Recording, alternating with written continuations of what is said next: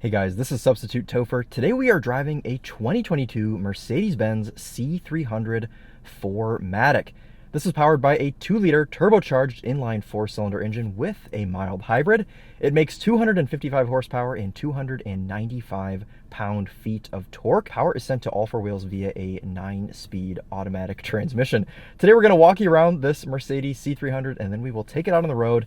And I'm going to talk about what it's been like to live with this thing for a week. This is now day 7 with this C300, and it's been quite a good week with this car. I like it quite a bit more than I thought I would, so I'm excited to take you guys out for a drive. But before we do that, let's hop out and take a walk around this thing.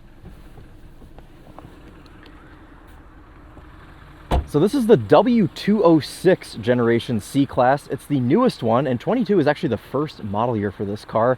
It is now 2023, so this car is a year old, and we're actually the last people to be driving this car. It's got about 8,000 miles on it, so it is well seasoned and well broken in. And from the outside, it's quite a modest spec. But I really like the way that Mercedes has kept it classy with this new W206. It's not a huge departure from the last generation, the W205, but you can definitely tell that it's an updated new generation of C-Class. And I kind of think it looks a bit like the S-Class. It's kind of like a little baby S-Class, and I really, really do appreciate that. And something is happening. Stand by. I want to note that today we are running on Pirelli Sottozero snow tires.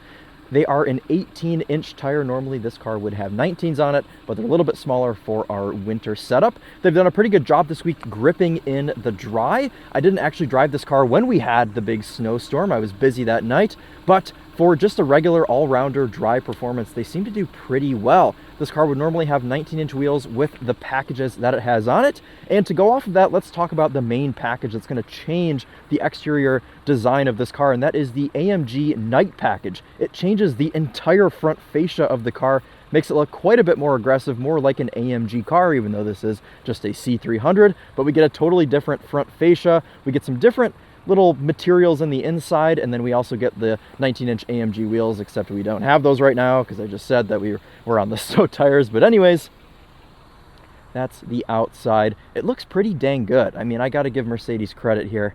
Unlike some of their German competitors, will say, they're keeping it classy, they're not going crazy, and you know what? I can respect that. Here's our trunk space, pretty decent. And even more space under our trunk floor here. No spare tire in this C300, but you do have quite a bit of room under there to place things or hide things, whatever you want to do here in this C300. We have a power trunk, which I can take or leave. You know, I'm not the biggest fan of power trunks on cars. I think that they're a little bit pointless, but this one seems to operate without too much of a headache. Goes up and down pretty quick and doesn't make any sort of weird mechanical noises or anything.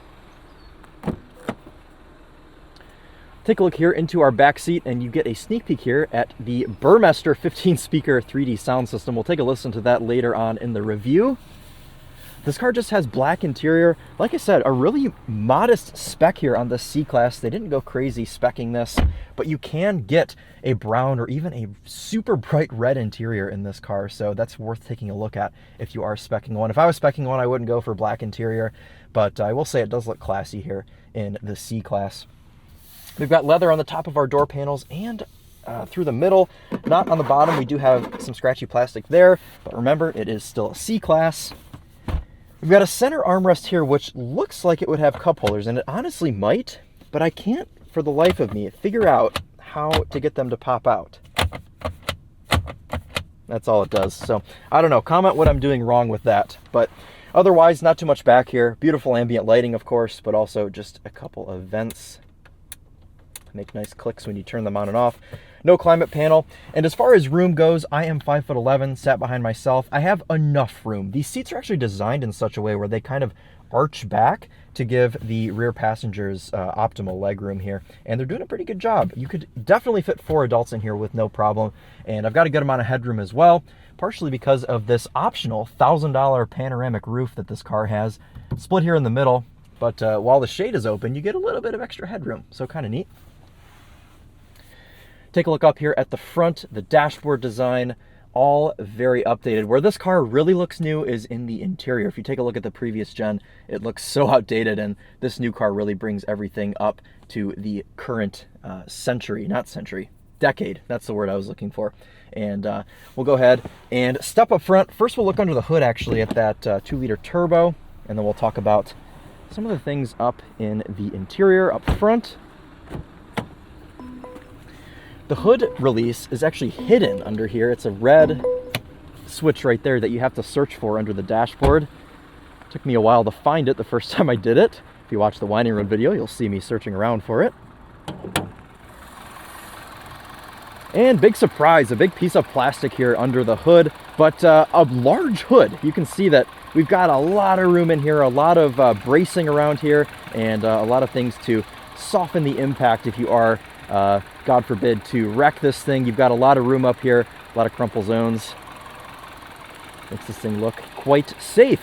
Like I mentioned, mild hybrid system with this 2-liter turbo. Smoothens things out, fills in all the torque gaps, and when you start this thing, it makes like no noise at all. That's what I love most about mild hybrids, is they just smoothen everything out, soften everything, and make the car feel just that much more luxurious. So props to Mercedes for giving us a mild hybrid here in the C-Class.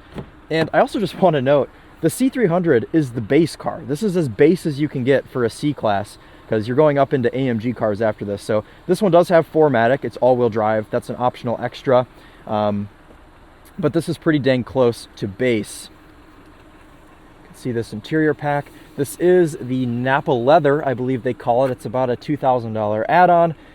Standard you would get MB Tex, which is a faux leather, but this is real leather that we have in this car.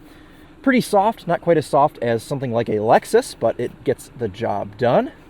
That window is down, and I don't remember doing that. I may have touched it when I opened the door. I don't know. Okay. Let's hop in here. AMG branded floor mats, which I think is kind of silly in a non-AMG car, but whatever. And up front, the first thing you notice, or at least the first thing I notice, is all of this ambient lighting. Mercedes is still the king of ambient lighting, and they've just gone absolutely over the top here with this new C-Class. Obviously, if you get into something like an S-Class, it's even brighter and more in your face, or the EQS, that car's crazy as well.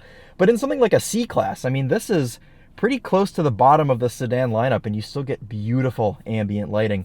And this is an argument to be made actually to get black interior, because you could argue that the ambient lighting looks better with less color in here, which means it's not going to clash with anything. You can pick any color you want and it'll look really, really nice with your black interior. So maybe the black interior does make a bit of sense. I've got this on ultramarine right now, and we'll cycle through some more ambient lighting when it gets a little darker out, because I want you guys to be able to see it a little bit better. So this car has the matte wood with aluminum accents. It's like a $200 add-on, I believe, and it looks quite nice. In fact, let's go ahead and grab the Monroney out. We'll talk about a couple options that are on this car. So base price of the C300 is about $45 grand. This car has $18,000 in options. This is about as loaded as you can make a C300. Just about every box has been ticked. And like I said here, this AMG line package, it's a $3,000 option. It is the most expensive option on this car. And Mercedes does actually offer you quite a few individual options that other brands kind of don't do anymore. For example, separate options include acoustic glass, heated steering wheel, panorama roof, ventilated seats, and a dash cam. Is there a dash cam on this? No, it's probably on this. That would make more sense, right? Yeah, so dash cam, that's a $200 option. All in all, though, $63,440 for this C300 4MATIC. So pretty dang expensive. But if you wanted a bargain base model car still with 4MATIC, you'd be looking at right around $45,000 with no options. So not a terrible price. Stick that back in there. And everything in here just feels so nice. It feels way, way nicer than I thought. I went into this car with low expectations, which is often good. I don't like to go into cars thinking that they're going to be the coolest thing ever, because then you're often let down. But I went into this with low expectations just because, like, it's not an S-Class, it's not an E-Class, it's the C-Class. I didn't think it would feel that nice, but they've really done a great job with this W206. And if you haven't been in one, I definitely suggest you go in one, poke around, feel all the materials, because everything feels quite nice. Split folding armrest here. I've got my beanie in the middle. Pretty decent room. This car has what's called the advanced USB package. So you get 2 USBs in the middle, and then you get 2 more here in this other console. So 4 USB-C ports, no USB-A ports. So ditch your USB-A cords if you're going to get the new C-Class. I've got my phone lined in here for Apple CarPlay, but you do have the option to go wireless if you would like. Sun visors move, extend, block the whole window. Nice, good to see.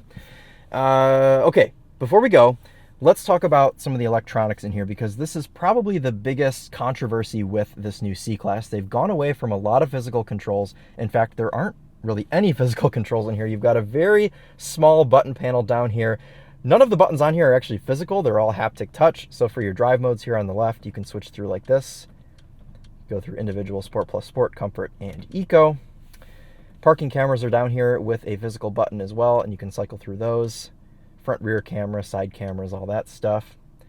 You've got a button here to give you quick access to driving settings, heads-up display, traction control, steering assist, manual shifting, and whatever else. You can set a tow-away alarm, so if you're parked in the city and your car starts to get towed away, it will start to sound the alarm. Or if you perhaps miss one of your payments and the repo man comes to take it, the car will let you know. You can have that mode on.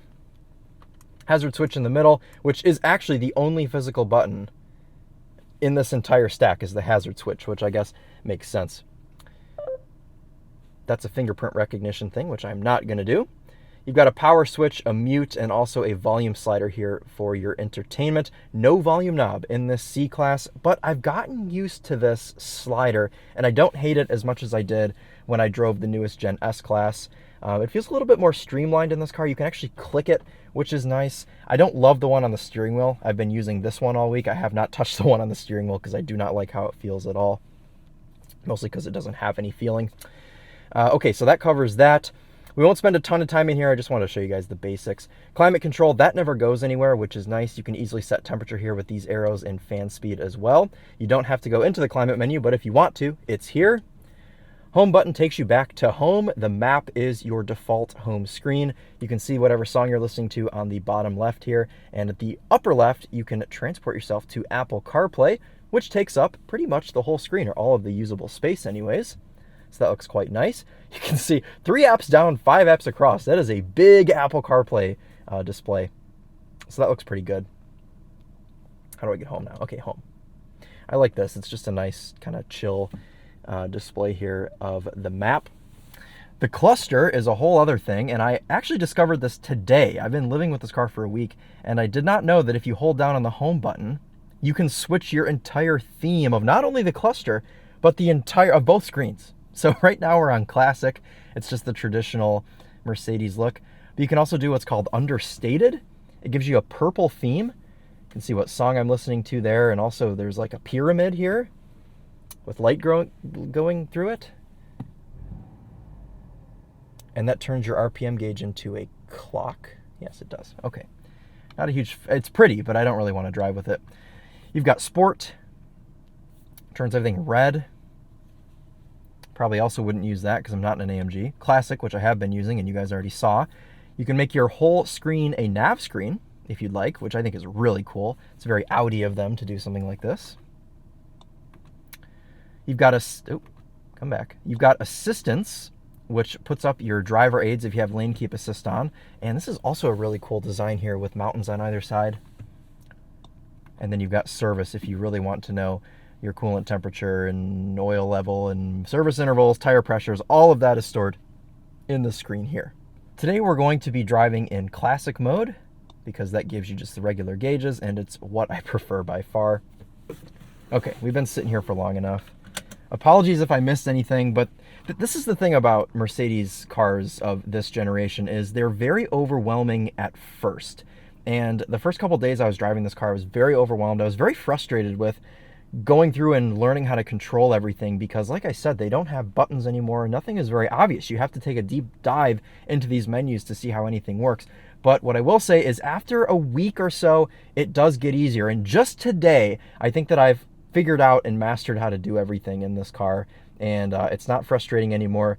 And it's one of the disadvantages that we have as reviewers is that we only spend a week with these cars, so you can get some impressions from people that only drive these cars for a week, and they can tell you that everything in here is very frustrating to use, but they haven't spent enough time with it to really tell you that. So what I'm telling you is, if you spend a week or more with the car, you'll be fine. There's no need to worry about not having physical controls. You get used to everything, and it's really not so bad.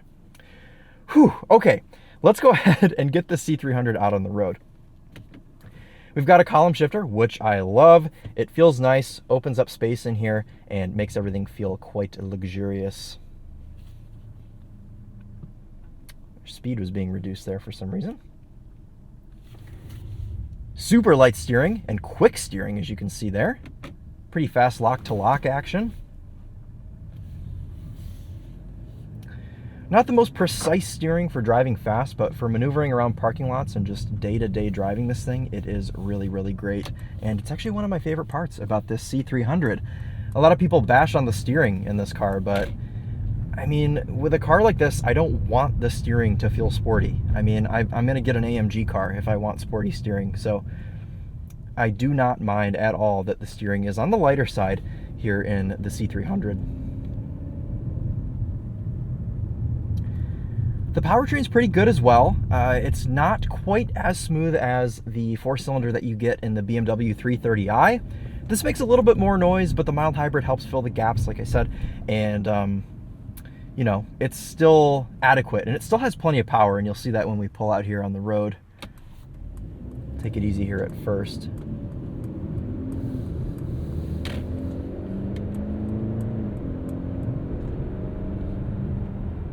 I like the Mercedes blinker noise. Okay.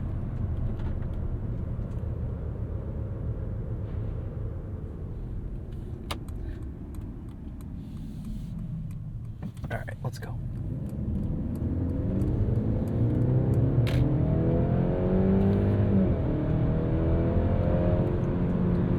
So it's quick enough, close to 300 pound-feet of torque, and that 9-speed automatic delivers some butter smooth shifts. I've had no weird lurches or anything this week.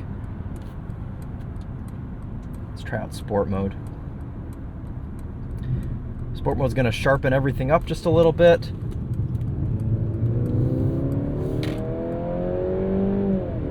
Also get a bit of piped in engine noise if you go into Sport or Sport Plus mode.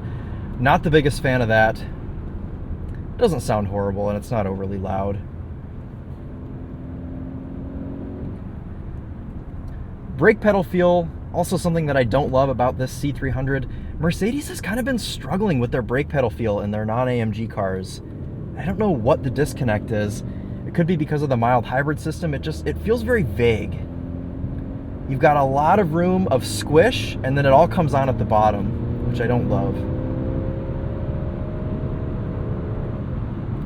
Sport mode will hold those gears a little bit longer. Sport Plus will sharpen everything up even more. And also, oh no, okay. We can engage manual shifting here.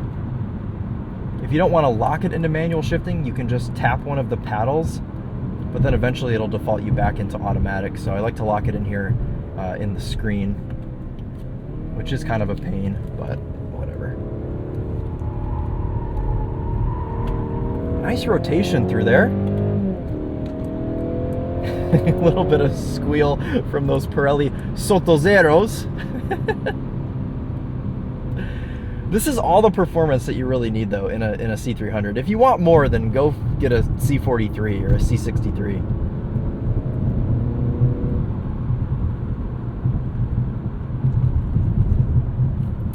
All right, we're gonna briefly go back into comfort. That'll default us back into drive, which is nice, because this is a bit of a rougher section up here, so we'll do a bit of a ride test and see how it handles it.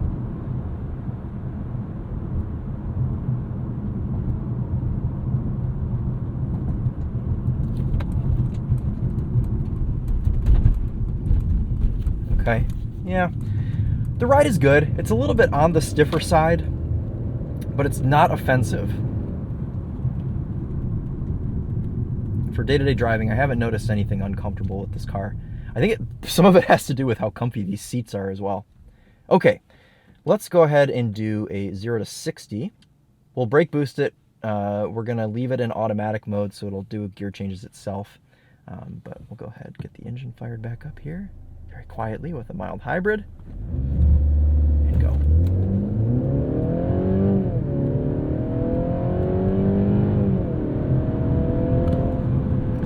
And there's 60. Feels like about, I don't know, 6.5 seconds, something like that.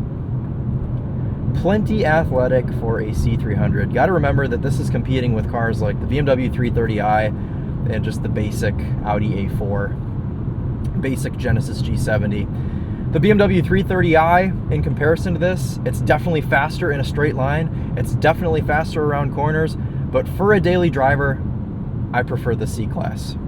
If I want to go quickly in my day-to-day car, I guess I'd have the 330i. But man, I've really been enjoying the C-Class.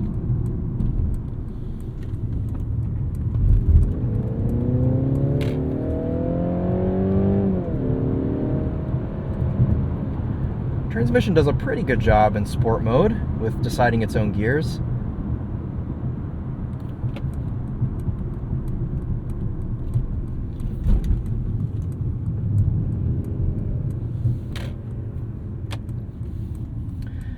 So I mentioned earlier that this car has heated and cooled seats, or at least I hope I did. You access that over here on the left-hand side. You press your heated seat button there. What this car also has is a heated steering wheel, and you'll see that indicated here on the cluster. When you turn the heated seat on, it turns the heated steering wheel on, and I have not found all week a way to only turn the heated steering wheel on. For the life of me, I cannot work out how to do it, which is hilarious. There's no button in here. I cannot find it in the screen if it is in the screen. I just think that that is really funny. I think that it just automatically senses with this. Okay, let's do an entrance ramp.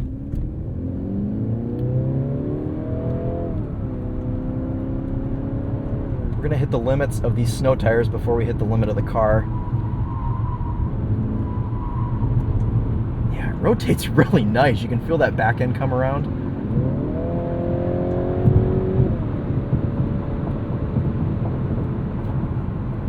Back into comfort we go. And that's got rapid heating, so that seat is already burning me after about 1 minute. And so is the steering wheel. That gets real hot quick too. So we do have lane keep assist on this car. You can turn it on and off via the touchscreen, big surprise. Cruise control, do that here on the steering wheel. You can set it, and this will steer for you. It does a pretty good job. Mercedes, I think, is at the top with this luxury segment for steering assist. It'll also change lanes for you. Or maybe it won't. I was thinking about it.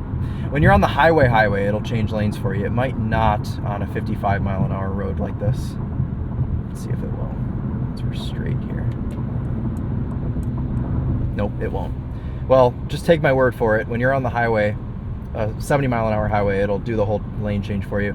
And it makes a lot more sense than the system you get on a Genesis, because you don't have to have your hands on the steering wheel for this one to work, whereas in a Genesis you do, and it just defeats the whole purpose of it, in my opinion. So now that it's gotten a little bit darker out, we can take a look at one of my favorite things about this C-Class, which is the ambient lighting.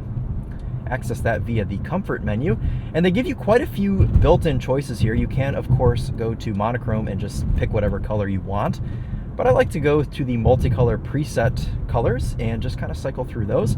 My favorite is ultramarine, but we do have quite a few choices, and all of them are really beautiful. Miami Rose is another really good one. These will also cycle through animations, so the top color and the bottom color, the vents, the floor, it'll all change color. It'll all shift as you're driving. Not so fast that it's distracting, but just enough that it's quite pleasant. There's Malibu Sunset, another one of my favorites. Nice pinks and blues in this one. We're going to come up to this parking lot here and we'll go through the rest of them. Yeah, over some of the rougher stuff, these 18-inch wheels definitely help. I wouldn't want to drive this car on 19s. I think that'd be right at about the limit of what would be doable with this car. Shoot, man, give me this thing on some 17s. I wouldn't argue about that.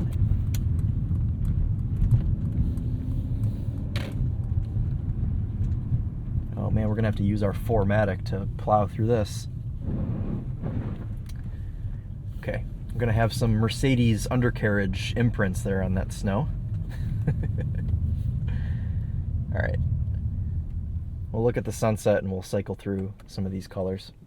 So what are we on? Malibu Sunset. This one is Burning Blue. So we've got some blue and yellow tones here with this. Venice Pink. This one is pretty much just pink. There might be some white, or maybe it's red. Yeah, it's red and pink.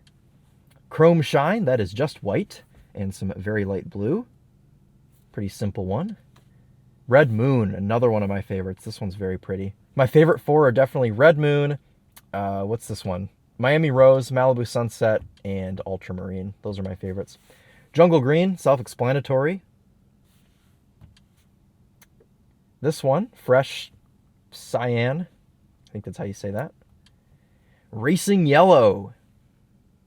AMG little Easter egg there. And Racing Orange as well. Pretty neat. And monochrome just lets you pick a solid color. Purple, of course, looks great. Red gets very bright if you pick a red one. Yeah, that's pretty cool. I mean, you can even have cream. You have like a cream colored light, blue, whatever. Yeah, blue gets super bright. Looks really nice on camera. We're going to stick with ultramarine, I think, here. Okay, well, what else do we have left to cover? Not too much else. I mean, you guys can tell that I do really quite enjoy this C300. It's been really nice to live with. It's been a nice car to go out at night, drive, enjoy this ambient lighting, enjoy this smooth powertrain, and also enjoy this Burmester 3D 15-speaker sound system, which is what we're about to do a test on. We'll play a song, and we'll go for the rest of our drive back to the original parking lot. But if you guys were just here to see the car and not the sound system, we'll do one last walk around for you before we do the sound system test.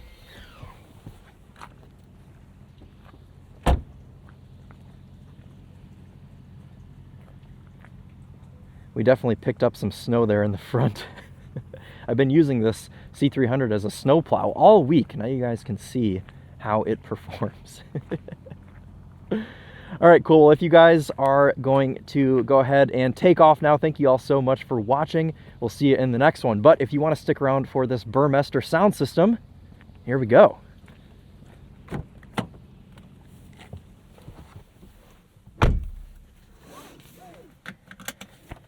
If you are an avid watcher of TheTopher, you will recognize the song that I'm about to play.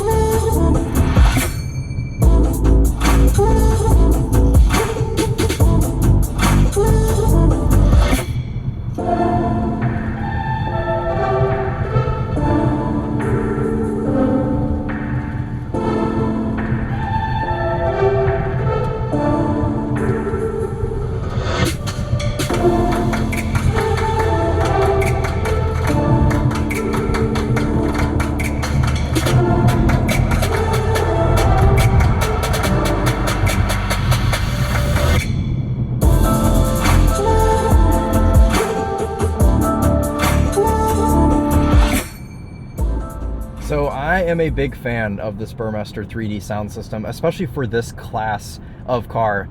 It's certainly better than the Harman Kardon that you get in the BMW 3 Series, and it's better than also the, what do you get in the Audi? Bang & Olufsen, I believe. This would be top of the class leading here for this segment. This Burmester does a great job. So we'll go ahead and wrap up some thoughts. We're going to take this corner one more time, because why not? Getting into that brake pedal, so much squish. I'm still not comfortable with that brake pedal.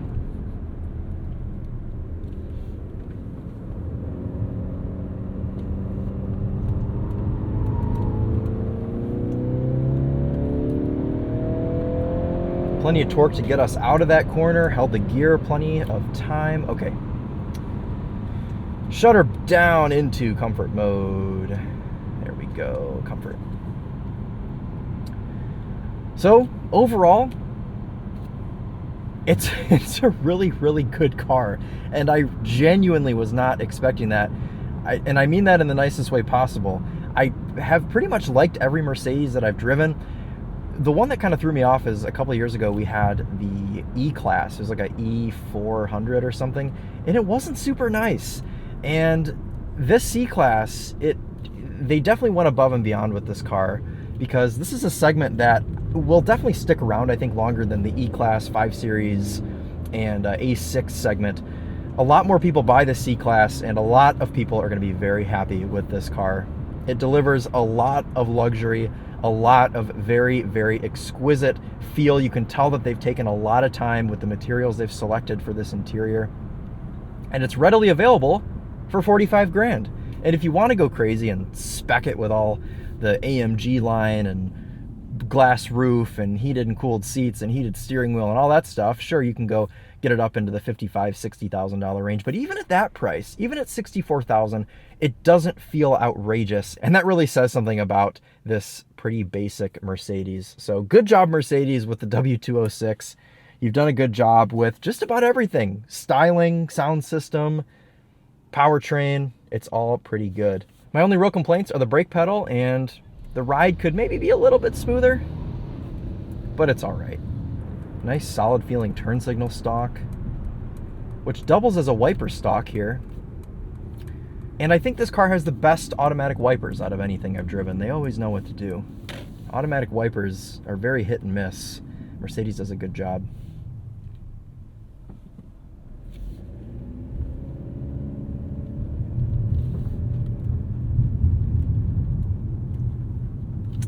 We also get a power adjust steering column. Good luxury car things here in the C300. And now hopefully you guys can really see that ambient lighting. Really comes to life. It's an experience driving a Mercedes at night. I mean, no one else even really gets close. I always love when we have Mercedes cars. I always find a reason to go out at night, just so I can stare at all these, well, not stare at the lights, but be surrounded by the lights. Yeah, they do a great job. See that mild hybrid shutting us off a little bit before 0 miles per hour there, before a stop. Can you hear that parking brake coming on? And that's it. Hey, remember your phone. She also says some iteration of this every time you get out if you leave your phone in the car. There's about 6 different phrases that she says, I guess, so one doesn't get old and so it doesn't drive you crazy. So there it is, the 22 Mercedes C300. Quite a treat, and I'm going to be sad to see it go tomorrow. But if you were looking for a reason to buy the new C-Class, well, hopefully there was some helpful information for you in this video. You can see by the state of this car, it's quite dirty. I have been giving it the proper runaround this week. So definitely substitute TOPHER certified here. Pretty good thing. Thank you guys all so much for watching. If you have any questions, leave them down in the comments. I'll be looking through, and if I missed anything, I'll be happy to answer those for you. Well, thank you all again so much, and we'll see you in the next one. Take care.